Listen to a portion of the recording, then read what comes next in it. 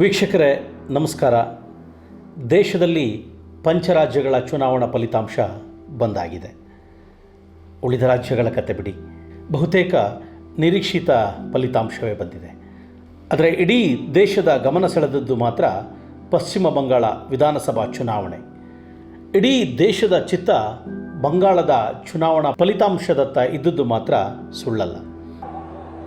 दीदी और उनके गुंडों में बौखलाहट हो रही है। সিআরপিএফ আমার শত্রু নয়, কিন্তু হোম মিনিস্টারের কথায় যে চক্রান্ত চলছে আজকে প্রমাণ হয়ে গেছে যে আজকে 4 জনকে গুলি করে মেরে দিয়েছে সিআরপিএফ, যারা লাইনে দাঁড়িয়ে ছিল ভোটাররা। ದೇಶದಲ್ಲಿ ಇಂದು ಅನೇಕ ಕಡೆ ಬಿಜೆಪಿಯ ಯುಗ ನಡೆಯುತ್ತಿದೆ. ಆ ಪಕ್ಷ ದೇಶದ ಯಾವುದೇ ಮೂಲೆಗಳಲ್ಲಿ ಚುನಾವಣೆಗಳು ನಡೆದರೂ ಗೆಲ್ಲತ್ತೆ ಎಂಬಂತಹ ಭರವಸೆ ಆ ಪಕ್ಷದವರಿಗಿದೆ.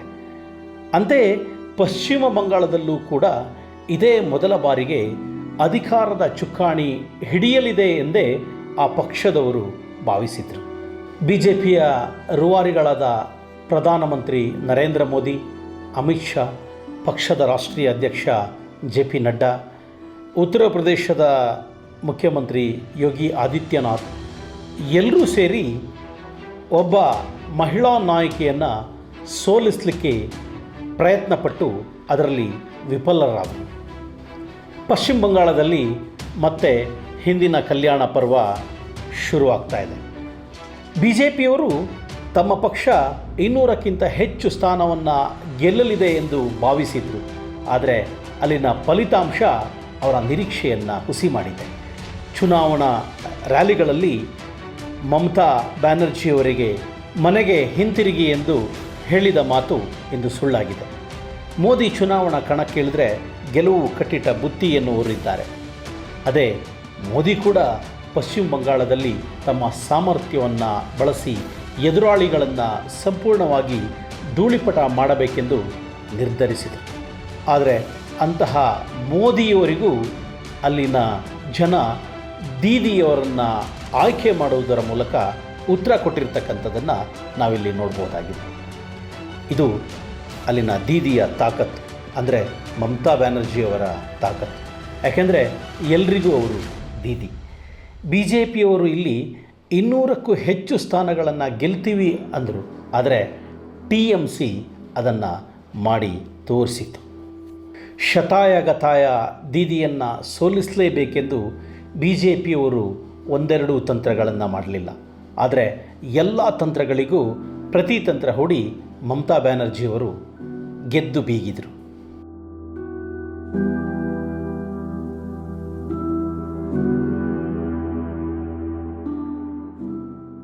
ಎದುರಾಳಿಗಳಿಗೆ ಸಿಂಹ ಸ್ವಪ್ನವಾಗೋದು ದೀದಿಯ ಹುಟ್ಟುಗುಣ. ತನಗೆ ಯಾರೇ ನಿಲ್ಲಲ್ಲಿ ತಾನು ಸೋಲುವುದೇ ಇಲ್ಲ ಎಂದು ಗರ್ಜಿಸೋದು ಮಮತಾ ಅವರ ರಕ್ತದಲ್ಲಿಯೇ ಬಂದ ಗುಣ. ಮಮತಾ ಬ್ಯಾನರ್ಜಿಯವರನ್ನು ಬಂಗಾಳದ ಹುಲಿ ಅಂತಲೇ ಅಲ್ಲಿನ ಜನರು ಕರೀತಾರೆ. ಅದರಲ್ಲೂ ಜಿದ್ದಿನ ವಿಚಾರದಲ್ಲಿ ಬಂದರೆ ಅವರು ಗಾಯಗೊಂಡ ಹುಲಿ ಅಂತ ಹೇಳ್ತಾರೆ. ಮಮತಾ ಹುಟ್ಟು ಹೋರಾಟಗಾರ್ತಿ ಅನ್ನೋದರಲ್ಲಿ ಅನುಮಾನನೇ ಇಲ್ಲ. ಯಾಕಂದರೆ ಮಮತಾ ಪ್ರಜೆಗಳಿಂದಲೇ ಪಟ್ಟಕ್ಕೇರಿದಂತಹ ಪ್ರಸ್ತುತ ಬಂಗಾಳದ ಅನಭಿಷಿಕ್ತ ಮಹಾರಾಣಿಯಾಗಿದ್ದಾರೆ. ದೀದಿ ಕೇವಲ ರಾಜಕೀಯ ಮುತ್ಸದ್ದಿಯಲ್ಲ, ಅವರು ಇತಿಹಾಸ ವಿಷಯದಲ್ಲಿ ಆನರ್ಸ್ ಪದವಿಯನ್ನು ಪಡೆದಿದ್ದಾರೆ. ಜೊತೆಗೆ ಇಸ್ಲಾಮಿಕ್ ಹಿಸ್ಟ್ರಿಯಲ್ಲಿ ಸ್ನಾತಕೋತ್ತರ ಪದವೀಧರೆ ಕೂಡ. ಅಲ್ಲದೆ ಶಿಕ್ಷಣ ಹಾಗೂ ಕಾನೂನು ಪದವಿಗಳನ್ನು ಕೂಡ ಪಡೆದುಕೊಂಡ ಜ್ಞಾನಾರ್ಥಿಯವರು. ಆಗಾಗ ಕವಿತೆಗಳನ್ನು ಬರೆಯುವಂಥ ಕವಯತ್ರಿ ಕೂಡ. ಕುಂಚದಲ್ಲಿಯೇ ಭಿನ್ನ ಲೋಕವನ್ನು ಅನಾವರಣಗೊಳಿಸುವಂಥ ಚಿತ್ರಕಲಾವಿದೆ ಈ ಮಮತಾ.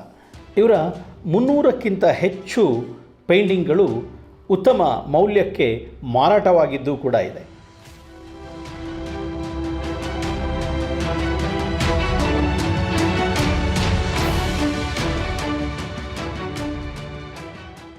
ಇವೆಲ್ಲವಕ್ಕಿಂತ ಮಿಗಿಲಾಗಿ ಜನತೆ ಇವರನ್ನು ಕರೆಯೋದು ದೀದಿ ಅಂತಲೇ. ಇಂತಹ ಮಮತಾ ಬ್ಯಾನರ್ಜಿಯವರು ಬಂಗಾಳದ ದೀದಿಯಾದ ಹಾದಿಯನ್ನು ನೋಡಿದರೆ ಸಾಕು, ಇವರ ಧೈರ್ಯ ಎಂಥದ್ದು ಎಂಬುದು ಎಲ್ರಿಗೂ ಗೊತ್ತಾಗತ್ತೆ. ಇವರು ಸವಾಲುಗಳೇ ತನಗೆ ಸಂಗಾತಿ ಎಂಬಂತೆ ಬದುಕಿದ ಧೀಮಂತ ರಾಜಕಾರಣಿ ಈ ದೀದಿ. ಮಮತಾ ಬ್ಯಾನರ್ಜಿ 1955 ಜನವರಿ 5 ಜನಿಸ್ತಾರೆ. ಇವರ ತಂದೆ ಪ್ರಮಿಲೇಶ್ವರ ಬ್ಯಾನರ್ಜಿ, ತಾಯಿ ಗಾಯತ್ರಿ ಬ್ಯಾನರ್ಜಿ. ಇವರು ಪಶ್ಚಿಮ ಬಂಗಾಳದ ಕೋಲ್ಕತ್ತಾ ನಗರದ ಹರೀಶ್ ಚಟರ್ಜಿ ಸ್ಟ್ರೀಟ್ನಲ್ಲಿ ಬೆಳೀತಾರೆ. ಇವ್ರದ್ದು ಒಂದು ಕೆಳ ಮಧ್ಯಮ ವರ್ಗದ ಕುಟುಂಬ ಆಗಿತ್ತು. ಚಿಕ್ಕಂದಿನಿಂದಲೇ ಮಮತಾ ಅವರಿಗೆ ರಾಜಕಾರಣದ ಗೀಳು ತುಂಬ ಇತ್ತು. ಆ ಹಂಬಲದಿಂದಲೇ ಬೆಳೆದ ಇವರು ತಮ್ಮ ರಾಜಕೀಯ ಜೀವನವನ್ನು ವಿದ್ಯಾರ್ಥಿ ದಶೆಯಿಂದಲೇ ಪ್ರಾರಂಭ ಮಾಡ್ತಾರೆ. ಅದರಲ್ಲೂ ವಿಶೇಷವಾಗಿ ಕಾಂಗ್ರೆಸ್ಸನ್ನು ಸೇರುವುದರ ಮೂಲಕ ರಾಜಕೀಯವನ್ನು ಪ್ರಾರಂಭಿಸ್ತಾರೆ. ಒಬ್ಬ ಯುವ ಮಹಿಳೆಯಾಗಿ ಪಕ್ಷವನ್ನು ಸೇರಿದ ಕೆಲವೇ ದಿನಗಳಲ್ಲಿ ಮಹಿಳಾ ಕಾಂಗ್ರೆಸ್ನ ಪ್ರಧಾನ ಕಾರ್ಯದರ್ಶಿಯಾಗಿ ಹುದ್ದೆಯನ್ನು ಅಲಂಕರಿಸ್ತಾರೆ. 70ರ ದಶಕದಲ್ಲಿಯೇ ಅವರು ಎಲ್ಲರನ್ನ ಒಟ್ಟುಗೂಡಿಸ್ತಕ್ಕಂಥ ಅಥವಾ ಸಂಘಟಿಸ್ತಕ್ಕಂಥ ಗುಣವನ್ನು ಹೊಂದಿದ್ರು ಅಂತಕ್ಕಂಥದ್ದು ನಮಗಿಲ್ಲಿ ಕಂಡುಬರುತ್ತೆ.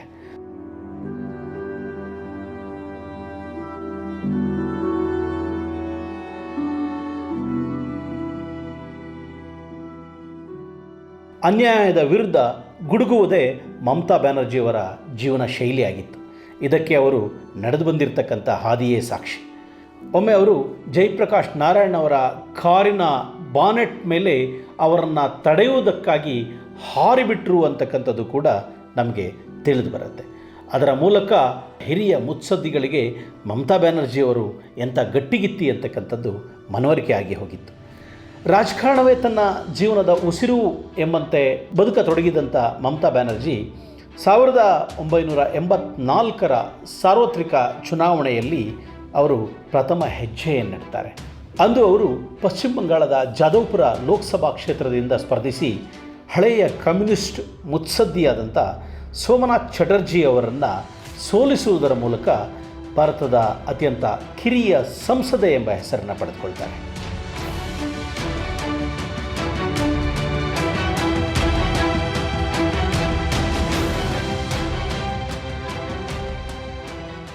ಆ ನಂತರದಲ್ಲಿ ಅವರು ಅಖಿಲ ಭಾರತ ಯುವ ಕಾಂಗ್ರೆಸ್ನ ಕಾರ್ಯದರ್ಶಿಯೂ ಆಗ್ತಾರೆ. 1989ರಲ್ಲಿ ಕಾಂಗ್ರೆಸ್ ವಿರೋಧಿ ಅಲೆಯಲ್ಲಿ ಅವರು ಕೂಡ ತಮ್ಮ ಸ್ಥಾನವನ್ನು ಕಳೆದುಕೊಳ್ತಾರೆ. ನಂತರ ಪುನಃ 1991ರ ಸಾರ್ವತ್ರಿಕ ಚುನಾವಣೆಯಲ್ಲಿ ಗೆದ್ದು ಕೋಲ್ಕತ್ತಾ ದಕ್ಷಿಣ ಕ್ಷೇತ್ರದಲ್ಲಿ ಶಾಶ್ವತವಾದಂಥ ಒಂದು ಸ್ಥಾನವನ್ನು ಅವರು ಗಳಿಸಿಕೊಳ್ತಾರೆ. ಮಮತಾ ಬ್ಯಾನರ್ಜಿಯವರು ಸ್ವಾರ್ಥಕ್ಕಾಗಿ ತಾನು ರಾಜಕಾರಣಕ್ಕೆ ಬಂದಿಲ್ಲ ಎಂಬುದನ್ನು ಪ್ರತಿ ಹಂತದಲ್ಲೂ ಸಾಬೀತುಪಡಿಸುತ್ತಲೇ ಬಂದಿದ್ದಾರೆ. 1991ರಲ್ಲಿ ಅವರು PV ನರಸಿಂಹರಾವ್ ಅವರ ಸರ್ಕಾರದಲ್ಲಿ ಅವರು ಮಂತ್ರಿಯಾಗ್ತಾರೆ.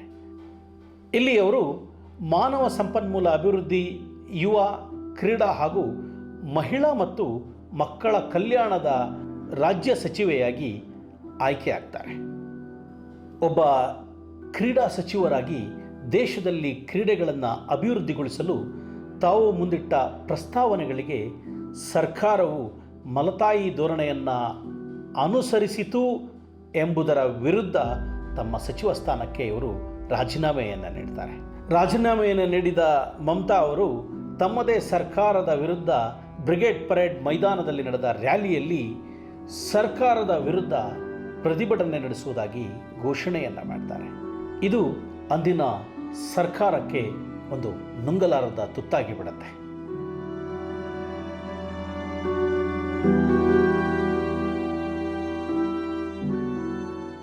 ಬ್ಯಾನರ್ಜಿಯವರ ಈ ನಡೆಯಿಂದ ಮುಜುಗರಗೊಂಡಂಥ ಸರ್ಕಾರ 1993ರಲ್ಲಿ ಅವರನ್ನು ತಮ್ಮ ಖಾತೆಗಳಿಂದ ಉಚ್ಚಾಟಿಸ್ತಾರೆ. ಇದಾವುದಕ್ಕೂ ಮಮತಾ ಬ್ಯಾನರ್ಜಿ ಜಗ್ಗೋದಿಲ್ಲ. 1996ರ ವೇಳೆಗೆ ಪಶ್ಚಿಮ ಬಂಗಾಳದಲ್ಲಿ ಅಧಿಕಾರದಲ್ಲಿದ್ದಂಥ CPI ಪಕ್ಷಕ್ಕೆ ಕಾಂಗ್ರೆಸ್ ಬೆಂಬಲಿಸ್ತಿದೆ, ಅದರ ಸೂತ್ರದ ಗೊಂಬೆಯಂತೆ ನಡೆದುಕೊಳ್ತಾ ಇದೆ ಎಂದು ಮಮತಾ ಬ್ಯಾನರ್ಜಿ ಆರೋಪಿಸಿಬಿಡ್ತಾರೆ. ಆ ಮೂಲಕ ತಮ್ಮದು ಪ್ರತಿಭಟನೆಯ ಧ್ವನಿ ಸ್ವಚ್ಛಂದ ಕಾಂಗ್ರೆಸ್ ತಮಗೆ ಅಗತ್ಯ ಎಂದು ಹೇಳಿಕೊಳ್ತಾರೆ. ಆ ಮೂಲಕ ನ್ಯಾಯಯುತ ರಾಜಕಾರಣಕ್ಕೆ ಯಾವ ಹೈಕಮಾಂಡ್ಗಳ ಕಟ್ಟಪ್ಪಣೆಗಳು ಬೇಕಿಲ್ಲ ಎಂಬುದನ್ನು ಅವರು ತಿಳಿಸಲಿಕ್ಕೆ ಪ್ರಯತ್ನ ಪಡ್ತಾರೆ. ಈ ಮೂಲಕ ಬ್ಯಾನರ್ಜಿಯವರು ತಾವು ಟ್ರೆಂಡ್ ಫಾಲೋವರ್ ಅಲ್ಲ, ಟ್ರೆಂಡ್ ಸೆಟರ್ ಅನ್ನುವ ಸ್ಪಷ್ಟ ಸೂಚನೆಯನ್ನು ರಾಜಕೀಯ ವಲಯಕ್ಕೆ ರವಾನಿಸಿಬಿಟ್ಟಿದರು. ಕಾಂಗ್ರೆಸ್ನಿಂದಲೇ ರಾಜಕಾರಣ ವೃತ್ತಿ ಜೀವನವನ್ನು ಪ್ರಾರಂಭಿಸಿ ಕೆಲವು ಅವಧಿಯಲ್ಲಿ ಪಕ್ಷದ ಉತ್ತುಂಗದ ಸ್ಥಾನಗಳನ್ನು ತನ್ನದಾಗಿಸಿಕೊಂಡು ರಾಷ್ಟ್ರ ರಾಜಕಾರಣದಲ್ಲಿ ಕೂಡ ತನ್ನದೇ ಆದಂಥ ಛಾಪು ಮೂಡಿಸಿದ ಗಟ್ಟಿಗಿತ್ತಿ 1997ರಲ್ಲಿ ಪಶ್ಚಿಮ ಬಂಗಾಳದ ಕಾಂಗ್ರೆಸ್ನಿಂದ ಹೊರಬಂದು ಅಖಿಲ ಭಾರತ ತೃಣಮೂಲ ಕಾಂಗ್ರೆಸ್ ಅನ್ನುವ ಪಕ್ಷವನ್ನು ಸ್ಥಾಪಿಸ್ತಾರೆ.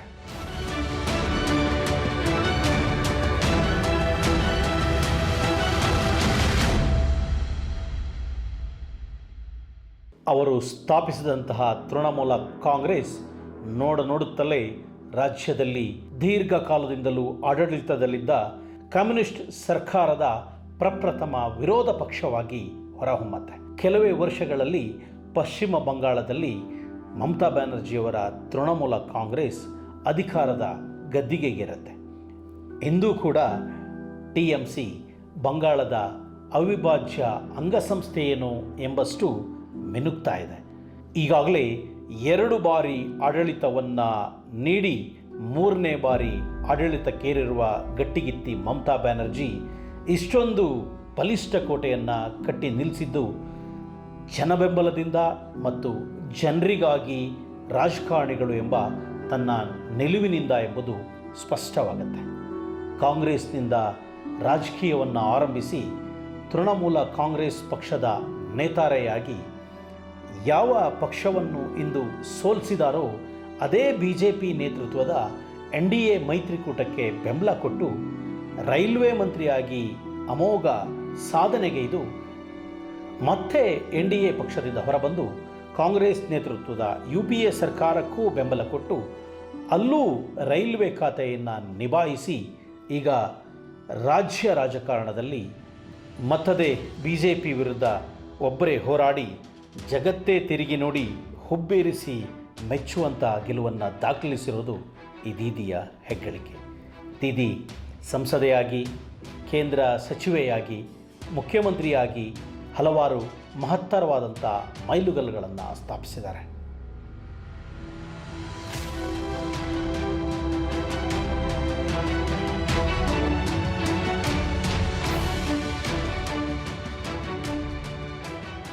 ಅನ್ಯಾಯದ ವಿರುದ್ಧ ದನಿ ಎತ್ತುವ ಇವರು ಅನೇಕ ಬಾರಿ ಇದನ್ನು ಸಂಸತ್ನಲ್ಲೂ ಪ್ರದರ್ಶನ ಮಾಡಿದ್ದಾರೆ.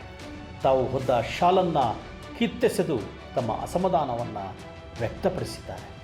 ಕಪ್ಪು ಪಟ್ಟಿಯನ್ನು ಕಟ್ಟಿಕೊಂಡು ಅದೇ ಪಟ್ಟಿಯಿಂದಲೇ ಹೋರಾಟದ ದೃಷ್ಟಿಕೋನದಿಂದ ಆತ್ಮಹತ್ಯೆ ಮಾಡಿಕೊಳ್ಳುವ ಬೆದರಿಕೆಯನ್ನು ಕೂಡ ಹಾಕಿದ್ದಾರೆ. ಈ ಮಮತಾ ದೀದಿಯವರು ಅನೇಕ ಸರ್ಕಾರದ ರಚನೆಗಳಿಗೂ ಕಾರಣವಾಗಿದ್ದಾರೆ. ಅನೇಕ ಸರ್ಕಾರದ ಪತನಕ್ಕೂ ಕೂಡ ಇವರು ಕಾರಣರಾಗಿರ್ತಕ್ಕಂಥದ್ದು ನಮಗೆ ಕಂಡುಬರುತ್ತೆ. 1999ರ ಡಿಸೆಂಬರ್ 24ರಂದು ಏರ್ ಇಂಡಿಯಾ IC 814 ವಿಮಾನವನ್ನು ಉಗ್ರರು ಅಪಹರಿಸಿದ್ದಾಗ, ಅಂದರೆ ಕಂದಹಾರ್ ವಿಮಾನ ಹೈಜಾಕ್ ಪ್ರಕರಣದ ವೇಳೆ ಮಾಜಿ ಪ್ರಧಾನಿಯಾದಂಥ ಅಟಲ್ ಬಿಹಾರಿ ವಾಜಪೇಯಿಯವರ ಕ್ಯಾಬಿನೆಟ್ನಲ್ಲಿ ಮಮತಾ ಬ್ಯಾನರ್ಜಿಯವರು ಕೂಡ ಇದ್ದರು. ಇಲ್ಲಿ ನಡೆದಿರ್ತಕ್ಕಂಥ ಒಂದು ಘಟನೆಯನ್ನು ಆಗಿನ ಸಂಪುಟದಲ್ಲಿ ಹಣಕಾಸು ಸಚಿವರಾಗಿದ್ದ ಯಶವಂತ್ ಸಿನ್ಹಾ ಅವರು ಹೀಗೆ ವಿವರಿಸ್ತಾರೆ. ಅವರ ಪ್ರಕಾರ ಆ ಸಂದರ್ಭದಲ್ಲಿ ದೀದಿ ತೋರಿರ್ತಕ್ಕಂಥ ದಿಟ್ಟು ನಿಲುವಿನ ಬಗ್ಗೆ ತುಂಬು ಹೃದಯದಿಂದ ಅವರು ಪ್ರಶಂಸನೆ ಮಾಡಿದ್ದಾರೆ.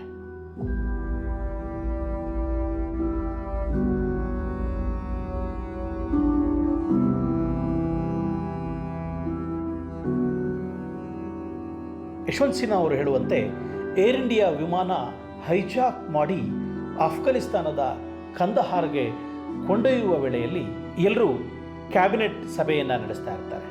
ಈ ಸಂದರ್ಭದಲ್ಲಿ ಮಮತಾ ಬ್ಯಾನರ್ಜಿಯವರು ಭಾರತೀಯ ಪ್ರಯಾಣಿಕರ ಬಿಡುಗಡೆಗಾಗಿ ತಾವೇ ಸ್ವತಃ ಒತ್ತೆಯಾಳಾಗಿ ಹೋಗಲು ಕೂಡ ಬಯಸಿದ್ರು ಅಂತಕ್ಕಂಥ ಒಂದು ಮಹತ್ತರ ಅಂಶವನ್ನು ಯಶವಂತ್ ಸಿನ್ಹಾ ನೆನಪು ಮಾಡಿಕೊಳ್ತಾರೆ. ಇದು ದೀದಿಯ ದೇಶಭಕ್ತಿಗೆ ಒಂದು ಪ್ರಮುಖವಾಗಿರ್ತಕ್ಕಂಥ ಸಾಕ್ಷಿ ಅಂತಕ್ಕಂಥದ್ದನ್ನು ನಾವು ನೋಡಬೇಕಾಗತ್ತೆ. ರಾಜಕಾರಣದಲ್ಲಿ ಎಷ್ಟೆಲ್ಲ ಏಳುಬೀಳುಗಳಿಗೆ ಸಾಕ್ಷಿಯಾದ ದೀದಿ ಇಂದು ಬಂಗಾಳದ ಹುಲಿಯಾಗಿ, ಎದುರಾಳಿಗಳಿಗೆ ಸಿಂಹ ಸ್ವಪ್ನವಾಗಿ ಬಂಗಾಳದಲ್ಲಿ ಹೊಸ ಇತಿಹಾಸ ನಿರ್ಮಾಣ ಮಾಡಿದ್ದಾರೆ. ಪ್ರಸ್ತುತ 3ನೇ ಬಾರಿ ಬಂಗಾಳದ CM ಆಗಿ ಅಧಿಕಾರವನ್ನು ವಹಿಸ್ಕೊಂಡಿರ್ತಕ್ಕಂಥ ಮಮತಾ ಬ್ಯಾನರ್ಜಿಯವರ ಮೇಲೆ ಜನರ ನಿರೀಕ್ಷೆ ಕೂಡ ಅಷ್ಟೇ ಇದೆ. ಪ್ರತಿಪಕ್ಷವಾಗಿರ್ತಕ್ಕಂಥ BJP ಕೂಡ ಅಲ್ಲಿ ತನ್ನ ಪ್ರಾಬಲ್ಯವನ್ನು ಹೆಚ್ಚು ಬೆಳೆಸ್ಕೊಂಡಿರ್ತಕ್ಕಂಥದ್ದನ್ನು ಕೂಡ ನಾವು ಕಾಣಬಹುದಾಗಿದೆ.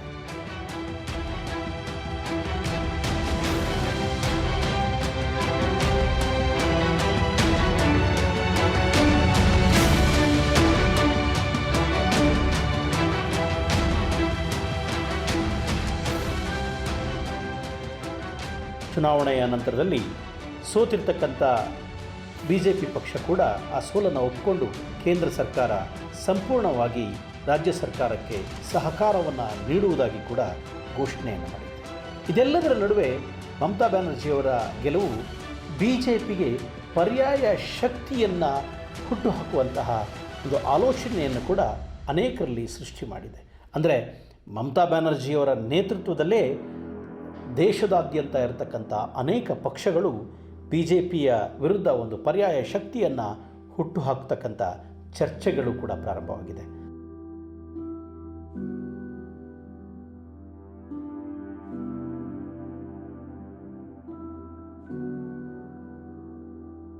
ಇಂತಹ ಮಮತಾ ಬ್ಯಾನರ್ಜಿಯವರು ಹೇಗೆ ಒಬ್ಬ ಮಹಿಳೆಯಾಗಿ ಇದನ್ನೆಲ್ಲ ನಿಭಾಯಿಸಿಕೊಂಡು ಹೋಗ್ತಾರೆ ಅಂತಕ್ಕಂಥದ್ದನ್ನು ನಾವು ಭವಿಷ್ಯದ ದಿನದಲ್ಲಿ ನೋಡಬೇಕಾಗಿದೆ. ವೀಕ್ಷಕರೇ, ಇಷ್ಟೊತ್ತು ಮಮತಾ ಬ್ಯಾನರ್ಜಿಯವರ ವಿಚಾರವಾಗಿ ಒಂದಿಷ್ಟು ವಿಷಯಗಳನ್ನು ತಿಳ್ಕೊಳ್ತಕ್ಕಂಥ ಪ್ರಯತ್ನವನ್ನು ಮಾಡಿದ್ದೇವೆ.